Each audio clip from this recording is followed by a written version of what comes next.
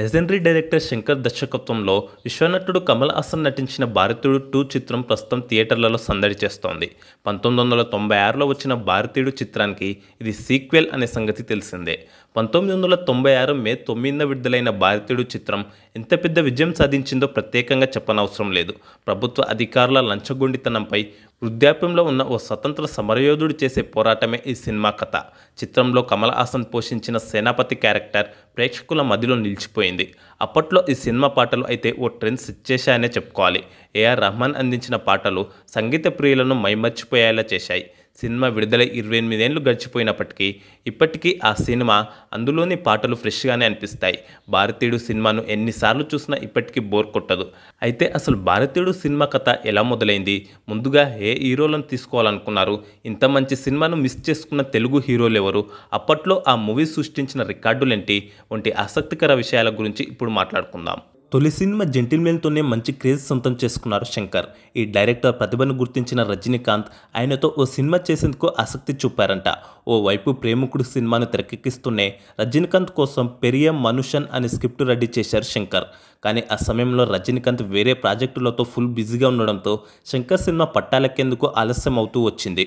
ఆ కథలో కొన్ని మార్పులు చేసి భారతీయుడిగా మార్చారని సమాచారం. సేనాపతిగా టాలీవుడ్కు చెందిన రాజశేఖర్ ఆయన కుమారుడి పాత్రలో వెంకటేష్ లేదా నాగార్జునను తీసుకోవాలనుకున్నారు. కానీ ఎందుకనో కానీ ఈ కాంబో వర్కౌట్ కాలేదు. ఒకవేళ రాజశేఖర్, వెంకటేష్, నాగార్జున కనుక ఈ పాత్ర చేసుంటే వారి రేంజ్ మరింత పెరిగేది. ఆ తర్వాత తమిళ నటులు కార్తిక్, సత్యరాజ్లను ఎంపిక చేద్దామనుకున్నా అది కూడా సాధ్యపడలేదు.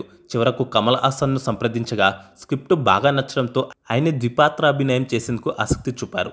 ముందుగా ఓ హీరోయిన్గా ఐశ్వర్యరాయ్ను ఎంపిక చేయాలని భావించిన యాడ్ ఏజెన్సీ కాంట్రాక్ట్ అప్పటికీ పూర్తి కాకపోవడంతో ఆమె నటించలేకపోయారు. దీంతో బొంబాయిలోని మనీషా కొయిరాలా నటనను మెచ్చిన శంకర్ ఆమెను తన సినిమాలో కథానాయికగా తీసుకున్నారు.